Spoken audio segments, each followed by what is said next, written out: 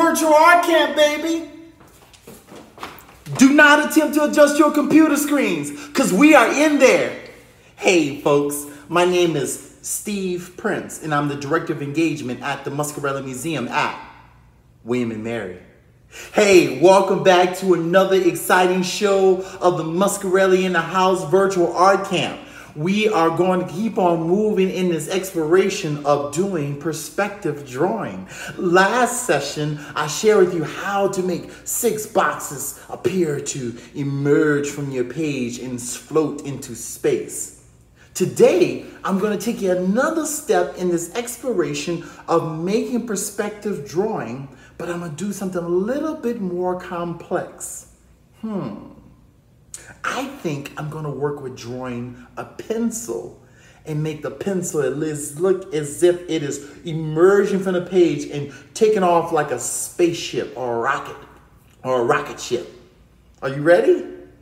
Awesome, awesome. This is what you're going to need in terms of materials. You're going to need a pencil, number 2 or softer. You're going to need paper of any size, and you're going to need an eraser. All right?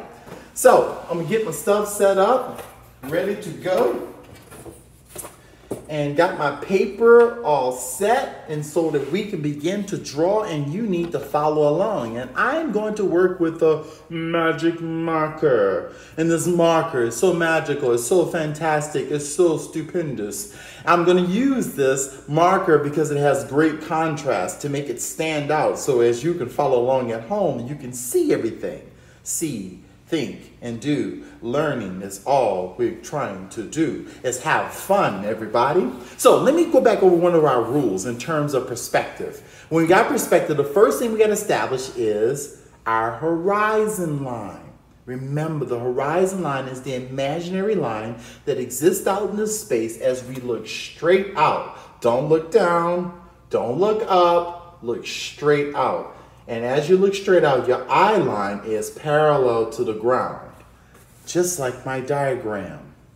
So if you seat it and look straight out, that is parallel to the ground. That's your horizon line. But guess what? If you got out of that chair and you stood up nice and tall and straight, and you look straight out, don't do this and don't do that, straight. That should be parallel to the ground.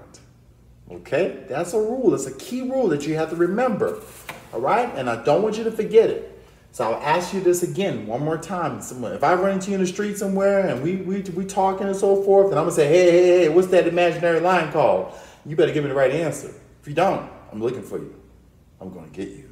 I'm just kidding. All right, here we go. So here we go. And this first thing you need to do is make that imaginary line come across, and so I'm gonna keep it nice and light to kind of get it started. And then get that line down. Get it down, nice and horizontal. Lock the wrist. Pull it across your page, push it across the page. However you got to do it. All right, that's step 1. Now, remember, follow step by step. I'm going to show you how to do this. Pay close attention. Now, one of the first things I'm going to do is establish our box. And so I'm going to make a box right here. Boop. Lock the wrist, pull your line, and pull your line.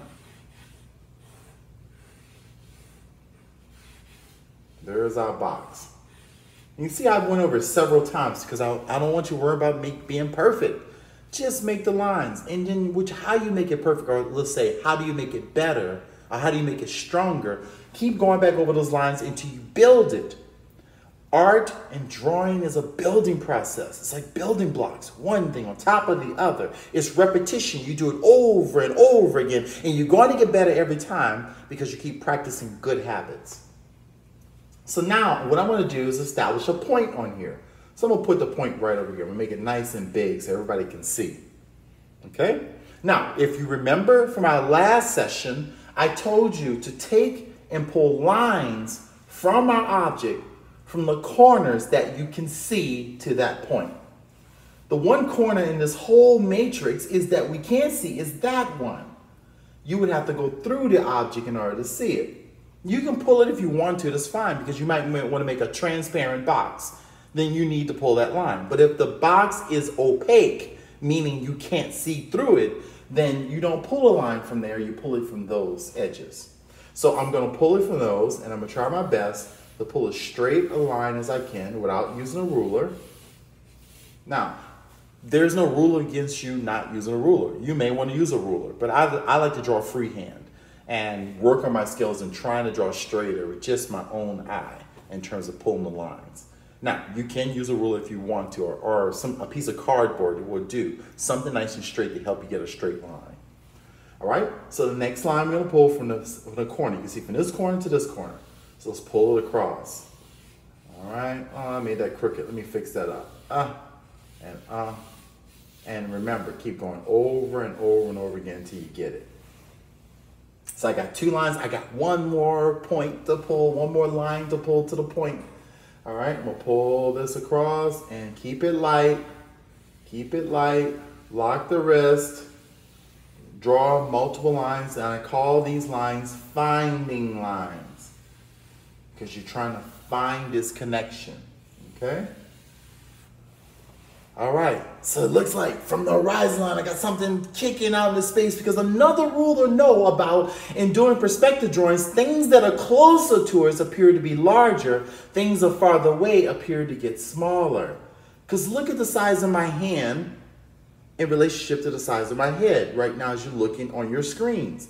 Look how gigantic my hand looks in relationship to my head.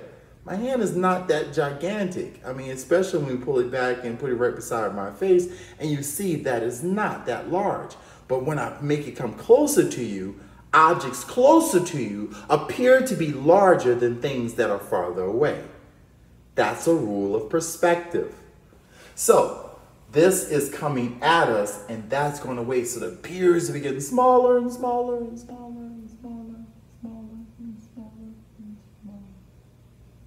Bigger and bigger and bigger and bigger and bigger and bigger and bigger and bigger.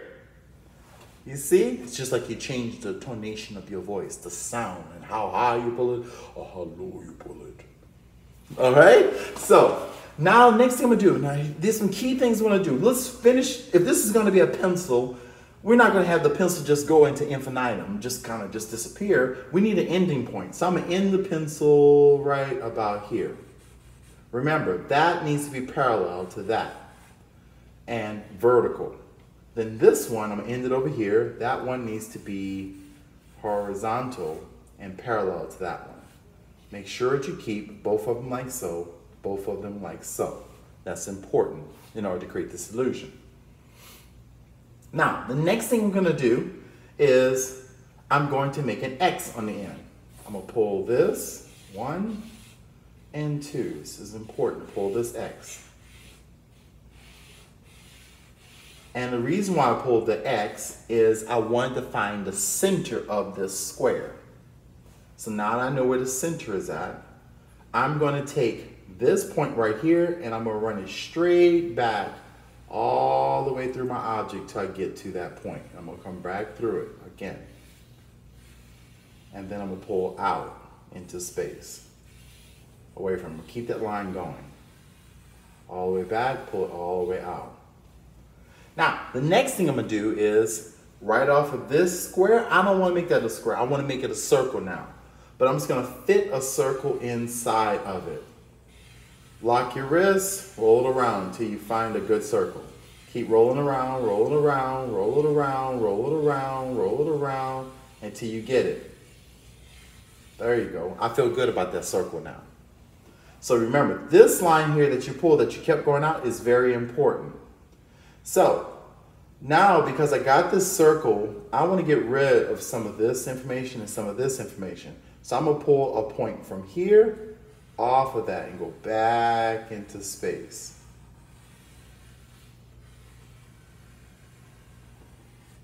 And I'm going to pull a point off of here and I'm going to go back into space.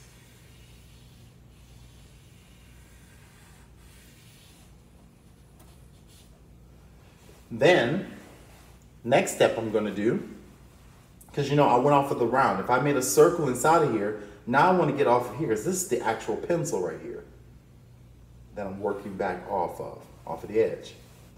Now, from this point and this point right here, that's the end, that's the apex of the circle, I'm gonna pull a line going down to this point, and I'm gonna pull a line up to this point.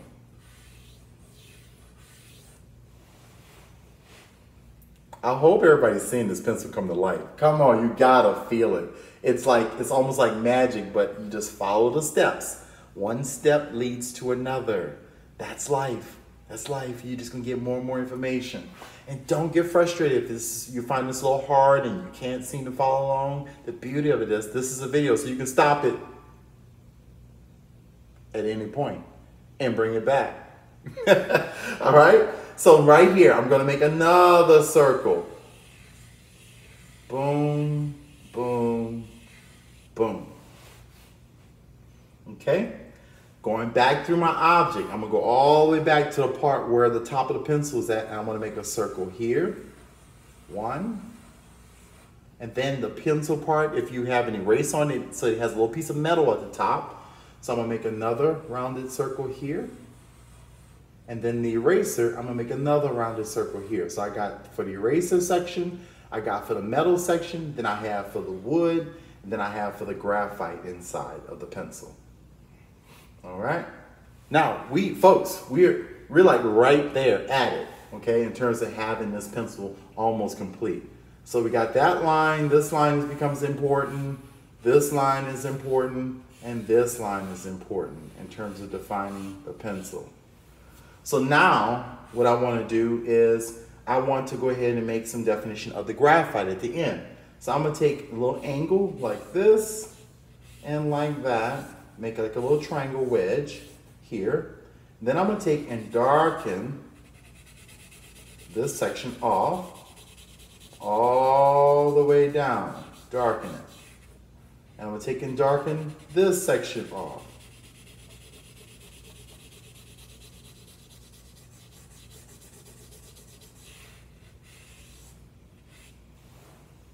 You see it?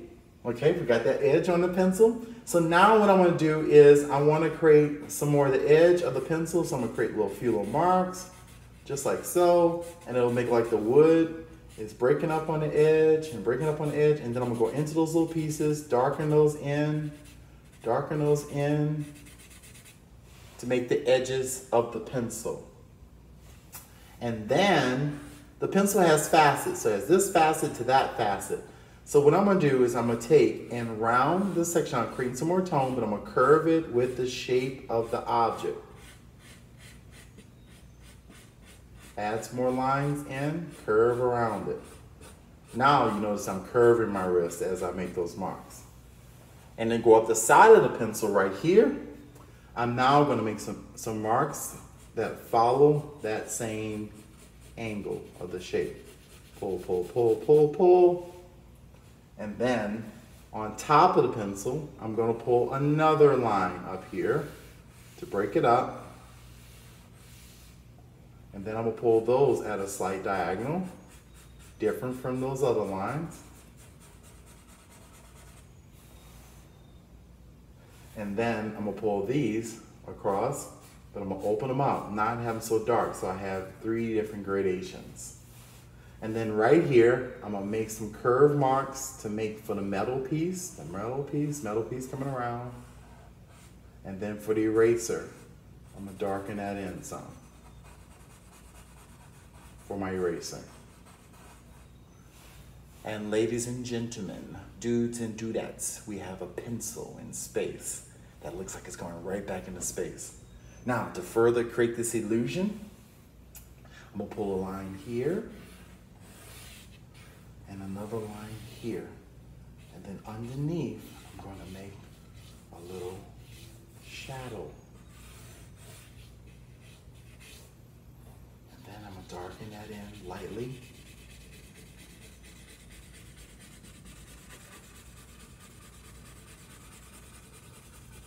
And I'm going to go all the way back and create a shadow underneath. And I'm going to step this up a little bit darker right here. I did what was called crosshatch. And I'm going to do it one more time.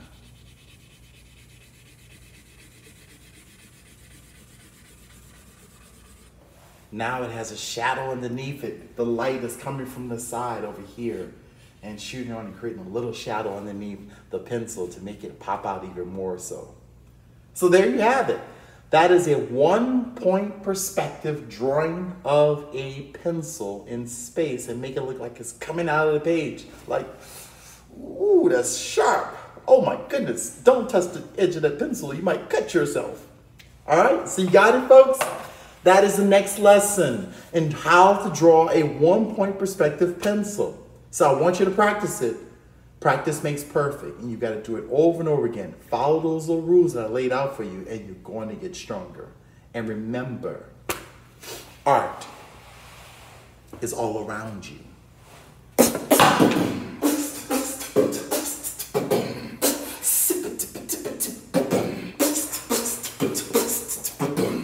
Muscarelle in the house.